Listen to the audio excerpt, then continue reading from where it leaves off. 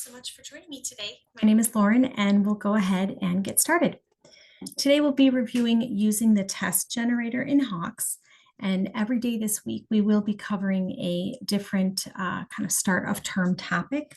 So we do have open office hours available for additional help. So in addition to the webinars of this type, we are going to have one-on-one support if you need to share your screen or have any additional assistance. We hope that you'll join the relevant sessions this week to help ensure that your spring sections are all set up and ready to go. And again, today we'll focus on walking you through the test generator. It's also known as the assignment builder tool, and this will enable you to learn how to modify due date information for any test that you've copied over with using the course copy tool or setting up a brand new test. So with that, we can go ahead and get started.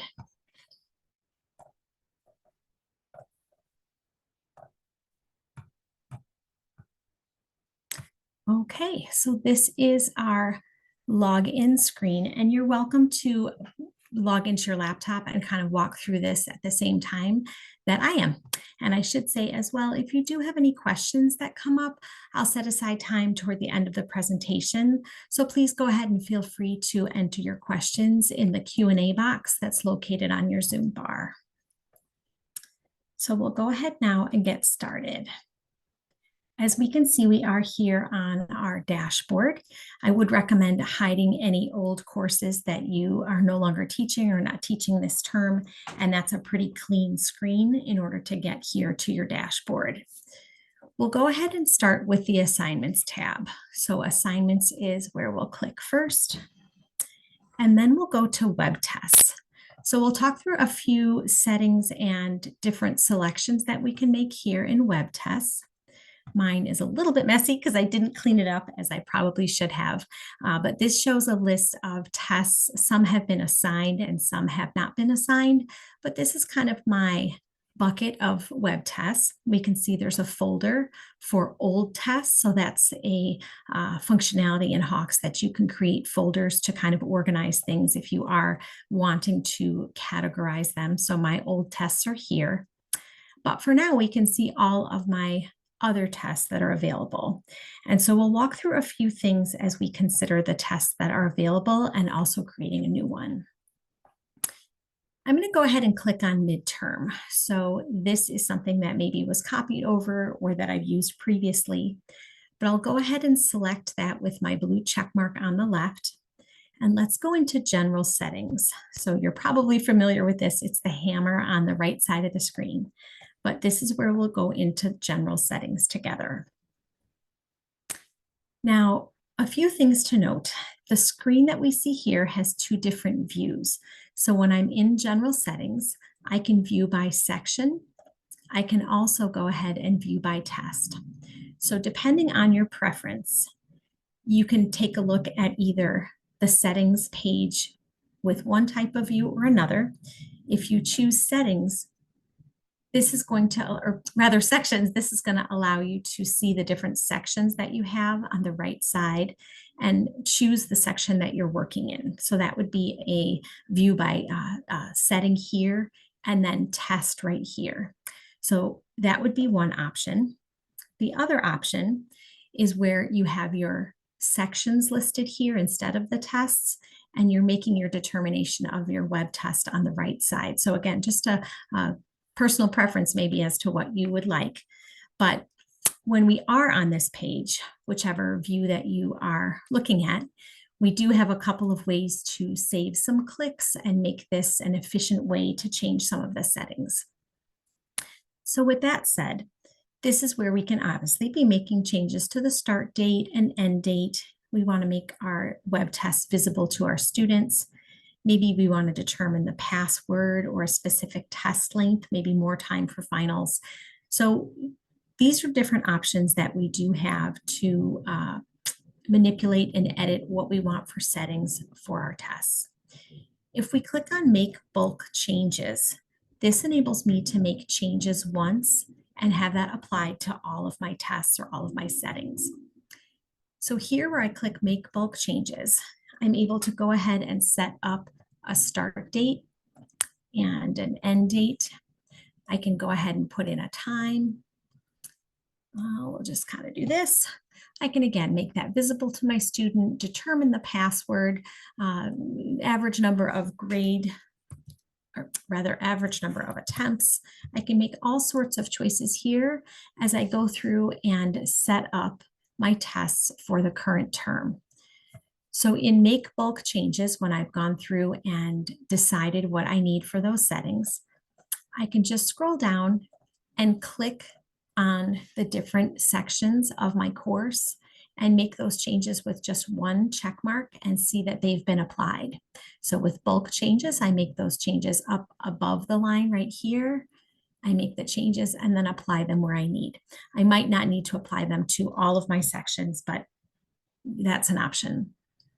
The other thing I can do again is if I flipped it and these are my sections, that the check marks where I'm selecting on this left side, those will be my tests. So that's how bulk changes works. And you do need to save the changes or maybe undo them if you need to, but save changes will allow me to make those changes and have those selected for my midterm.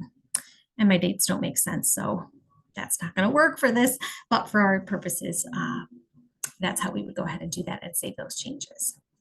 Now we'll go back and create a test from scratch. So this is where I'm using previous information and just making changes. If I go to my web test page, I can also create a brand new test. And again, with web tests, this might be a test, it might be a quiz, it might be a worksheet. So it just depends on what you've built out in the Hawks web test category, but you can create new options anytime. So if I click on the create new button, it does take a few minutes to load. And it takes me to this screen, which you might see is probably familiar. So this is our assignment builder, and we'll go through a few things together here. If I am creating a test or a quiz from scratch, there are a few options and I want to be sure to think through what I need.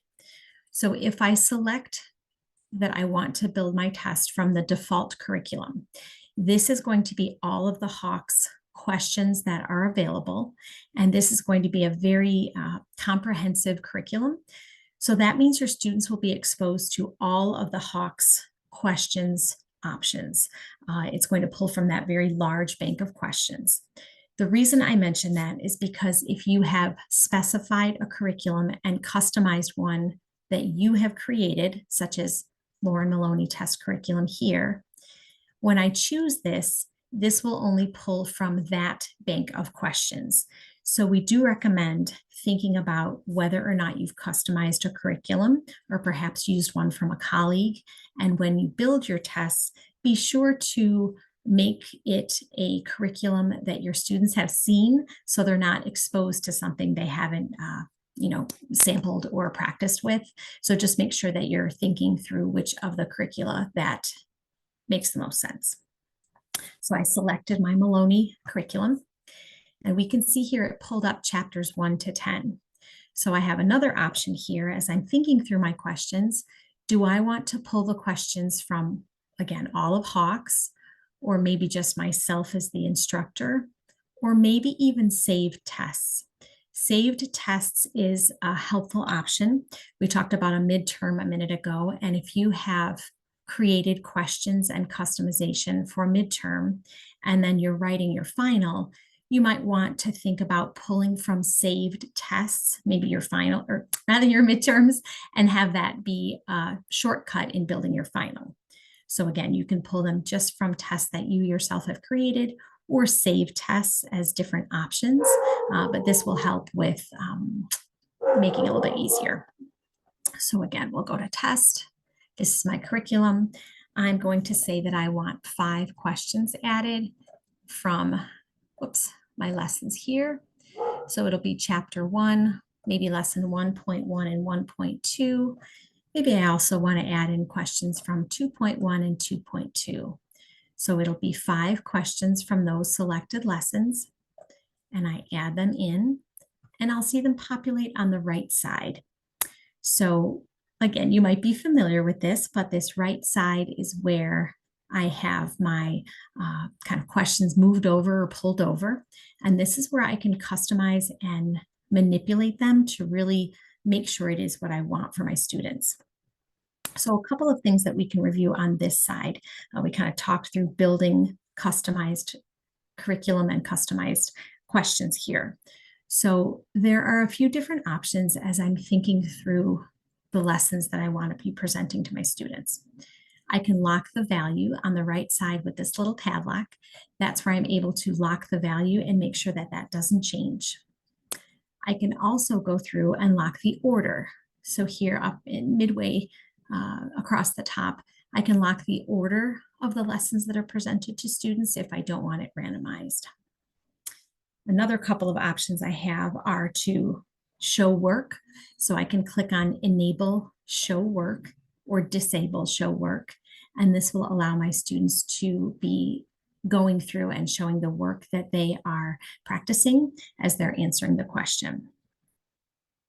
Now, a few other things to highlight. There are a number of options here, but a few other things just to kind of put a spotlight on would be the filtering options. So again, I might want to filter a set of lessons and questions that are only low difficulty, maybe a mix of low, medium, and high.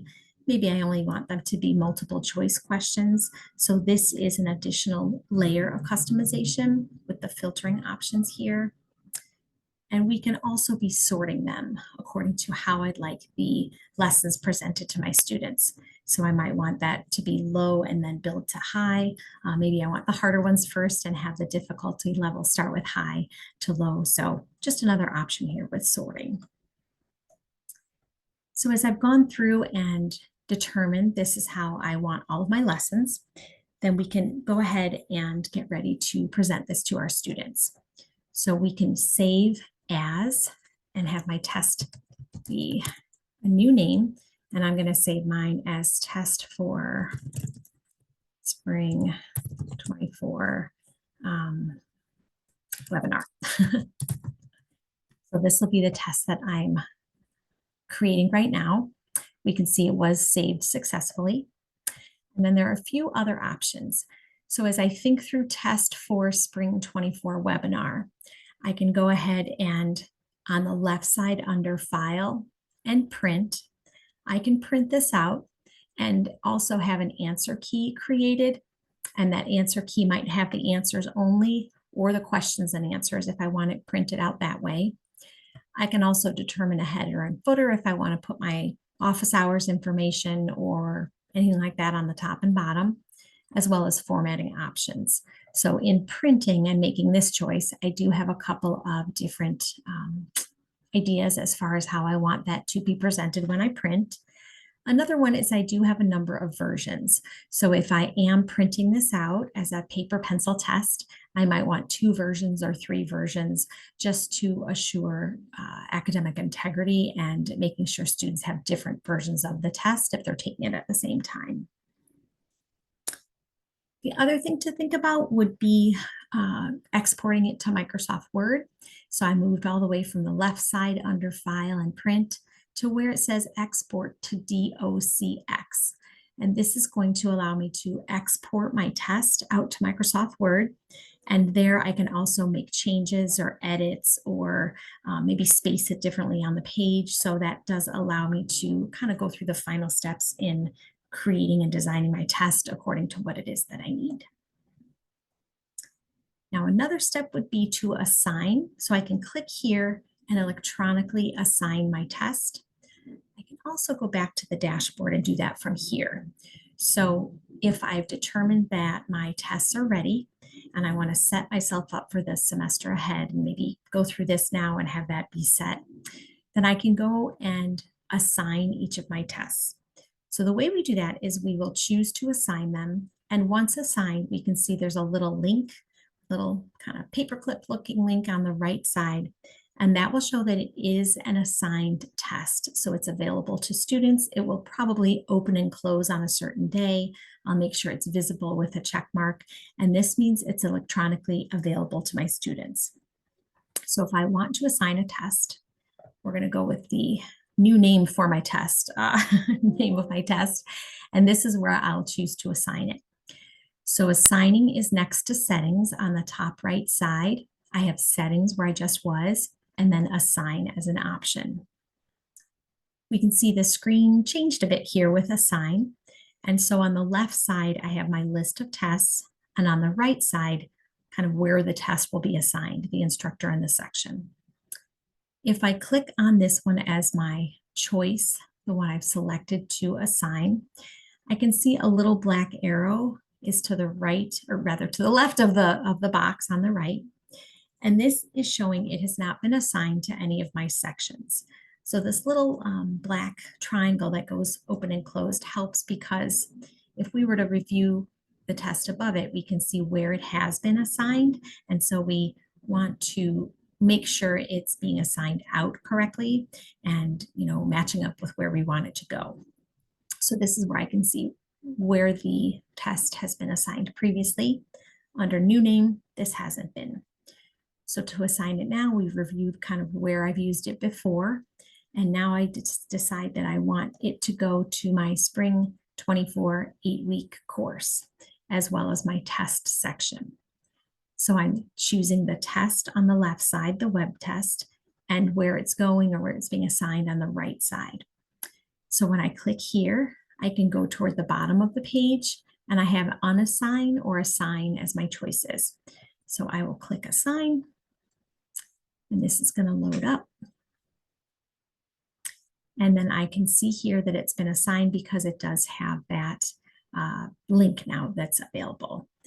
It is a best practice to go through settings and just double check that everything is the way I want it. Dates, visibility, all of that.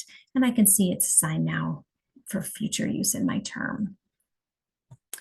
As far as web tests go, it depends on what you want to call them, but we do find, I called mine Spring 2024, but if you just want to call it Test for Webinar and take out that date, then you don't need to change it each time you use it. So just a matter of preference, but that's a little note. Okay, so I think we've worked through most of the creation of new web tests and the settings. One other thing to think through, maybe before we leave, would be just some of the additional settings that are available.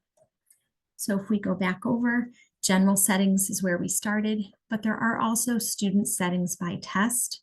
There are prerequisites and additional settings. So if I did want to go to general settings, this is the page we usually kind of work out of. You can see that there are initial settings. That's another view of that. We also have student settings by test. So if you have accommodations and students need a longer amount of time to take a test, you can make those changes here, and it will be per student on a per student basis. We can also see that there are additional settings. These are maybe more advanced settings, but they are applicable to the web test that you're assigning. And this means you can release grades to students when they complete the test, or maybe after the date. You can see students are able to review the test, always or never, kind of make a choice there. You can give credit for unsimplified answers. So if you want to give partial credit, maybe 20% credit for any of the unsimplified answers, you can click here. You can also make other choices with the boxes on the left. So again, we call this additional settings. It's kind of another layer of settings in addition to the general settings, and that's just found in the drop-down box here. There's also managing the IP template and student settings by student. But that gives us kind of a quick overview. I think that's everything for web tests. The other thing to note, as always, when we are in the gradebook, is that we do have this help button. So as you're going through and do have any questions that might pop up, please know that there's a resource right here, I guess a set of resources, and this is where you'd be able to find information on using the gradebook. You also have the Hawks Help and Support Center. So if it's 2 in the morning and you have a question and we're not available, you can come here and help either students who might have questions or yourself as an instructor. We do have our 24/7 live chat as well. So on the bottom right of our website, if you do need some help, and click there, if it's 2 in the morning or any other time, it is 24/7 live support. you would just go ahead and put your questions in here, and one of our live Hawks team members can be assisting you. That goes for students as well. So it is helpful to know that you do have help and assistance whenever you need it. The other thing to note would just be instructor resources. So again, on our dashboard under help, instructor resources where you go and find additional information as you're teaching your course and you're using Hawks. Now I will take a look here and let's see if there are questions. Does the default curriculum include chapters that don't have due dates? I do think, let me think about that. I do think that the default has all of the chapters, so not just the chapters you've assigned. I think that it would default to all of the Hawks chapters that are available. Sorry about that. Locking value. Let's go back through that. Thank you, Jennifer, for asking. Okay. When we go back over to assignments and then our web tests here, sorry about that. You can jump back in. We'll go to edit. So it's a test that I've already created, but I might want to make a change. I click on the edit button. Oh, well, we would have to go and unassign it. So let me pick a different one there. Let's go to this one. If it's not assigned, you can still edit it.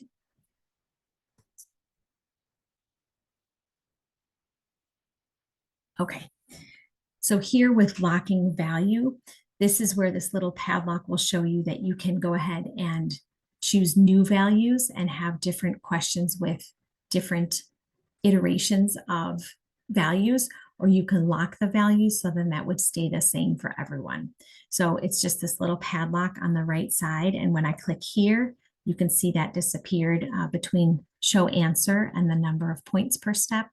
If I do lock the value, then new values here are where it would kind of generate different numbers each time. So I hope that helps.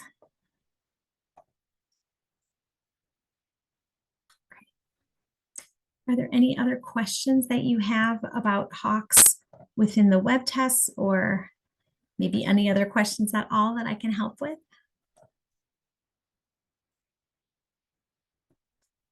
I think my mouse is frozen. Let's see here.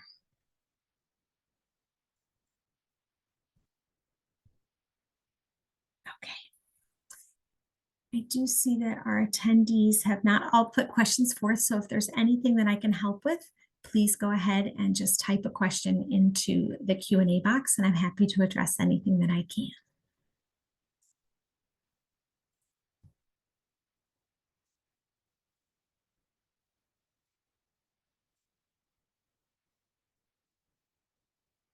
We'll give it a second.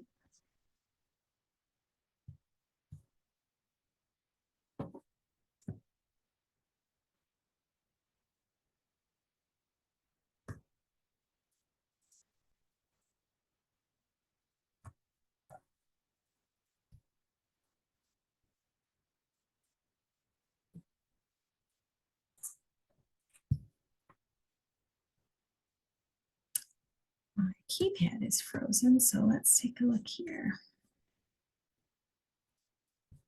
What's going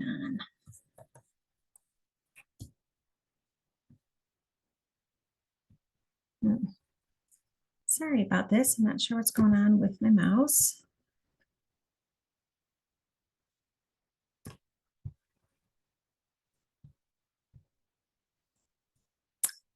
Well, I will say thank you for joining me. I know we have a couple minutes, but if there are no other questions, I just want to say thanks for joining me for the Hawks webinar today. And as I said, we do have a number of ongoing webinars every day this week. So just look out for the emails and the invitations to our webinars with more details. I am not having a cooperative mouse, but I do want to encourage you to go ahead, if I can get this posted, and fill out our feedback survey. So I'd love to have your input on this 4-question survey. I'll put it in the chat now, if my mouse will cooperate. And that way you can be entered in our Amazon gift card drawing. Gosh, between my dog barking and this not working, Let's see. I am so sorry. I don't know what's going on here. Well, if you go ahead and reach out to your customer success specialist, then they can get you the form. It's not cooperating as I cut and pasted into the chat. But if you'd like to be entered into our Amazon gift card drawing, certainly reach out and we'll get you that link, and we welcome your feedback. Thank you so much. I hope you have a great day and a wonderful start of the term. Again, my name is Lauren, and we're so glad you could join us. Take care. Bye-bye.